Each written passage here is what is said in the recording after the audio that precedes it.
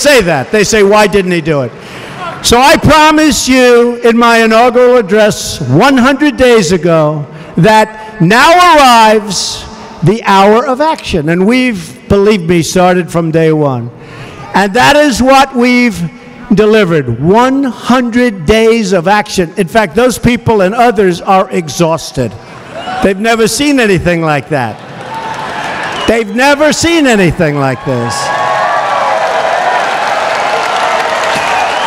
We are ending the offshoring and bringing back our beautiful, wonderful, great American jobs.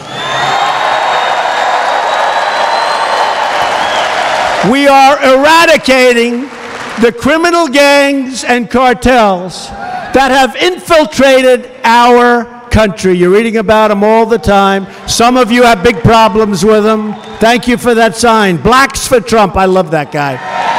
Blacks for Trump. Thank you. Thank you. Thank you, man. That's great. That's really cool. I appreciate it. And we're taking steps to renegotiate or cancel any agreement that fails to protect American interests. Here are just some of our great achievements from the first 100 days. And I will tell you, in addition to that, we have built such strong foundations with the leaders of foreign countries, and we're set to rock. But we have great relationships with Germany and Japan and China and so many others. The UK, such great relationships. That's part of the process. We've appointed and confirmed a brand new Justice of the United States Supreme Court.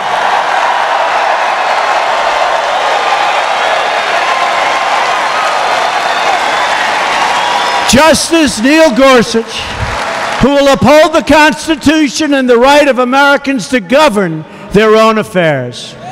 And the last time a new Supreme Court justice was confirmed in the first 100 days was 136 years ago in 1881, and I was devastated to hear that because I thought I'd be the only one to have done that.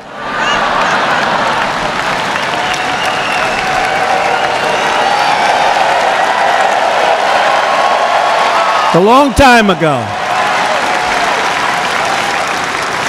To protect our jobs and our economic freedom, I immediately withdrew the United States from the horrible, disastrous, would have been another NAFTA but worse, Trans-Pacific Partnership. That would have taken your jobs in Pennsylvania, that I can tell you. That was a total hoax. The TPP would have been a tremendous disaster for our country, and we are not going to surrender Pennsylvania jobs ever again. We've done that once before. It's not going to happen. We've just launched an investigation into foreign steel dumping and aluminum dumping throughout our country. We are reviewing every single trade deal, and wherever there is cheating, we will take immediate action and there will be penalties.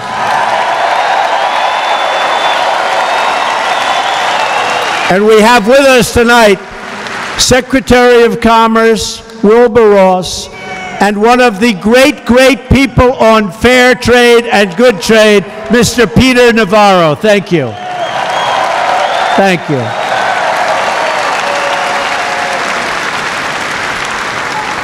And we will renegotiate NAFTA, and if we don't get a good deal and a fair deal for our country, and I've been saying for a long time, we'll either renegotiate or we'll terminate. I announced the other day we were going to terminate. Everybody said we'll terminate. Two people that I like very much, the President of Mexico, Prime Minister of Canada, they called up.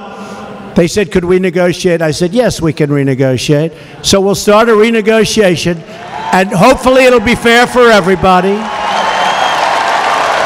And if it's not a fair deal for our country, because you have to understand, We have been on the wrong side of the NAFTA deal with Canada and with Mexico for many, many years, many decades.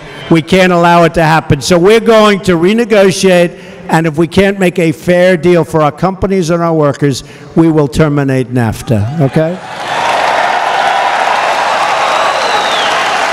Our directives will put brand new Pennsylvania steel into the spine of America.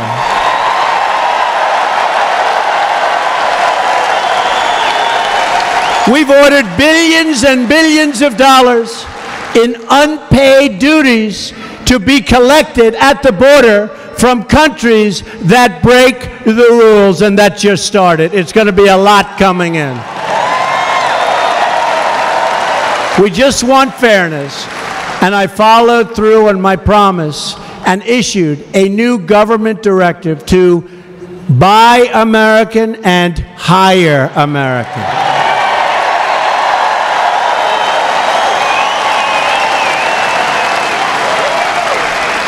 In just these first few months, we've created 99,000 new construction jobs, 49,000 new manufacturing jobs, and 27,000 new mining jobs. Who are the miners here? The miners, finally. We're taking care of our miners. We love our miners.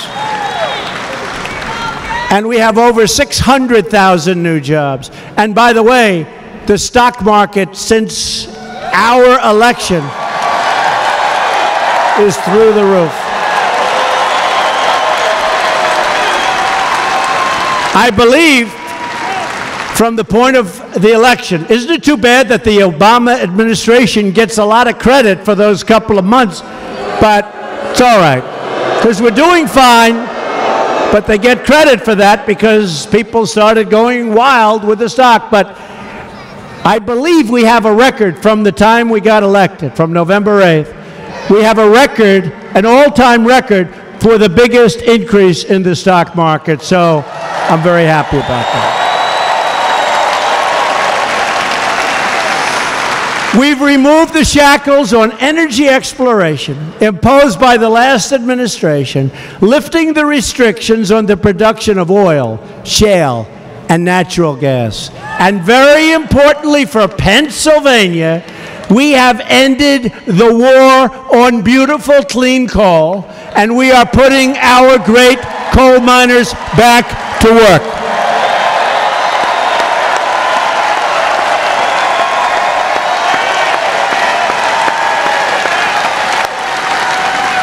We love our miners.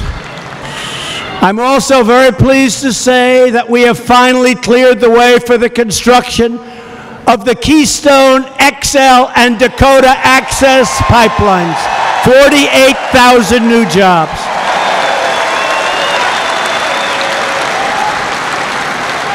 They couldn't get their approvals. We got them their approvals in 24 hours, one day.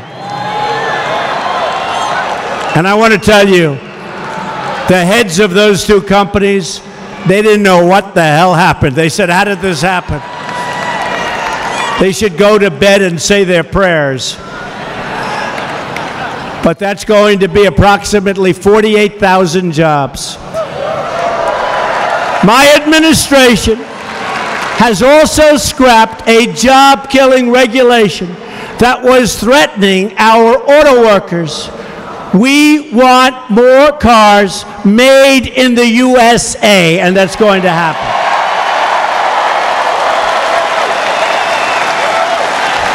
We've created a new rule which requires that for every one new regulation, 2 old regulations must be eliminated.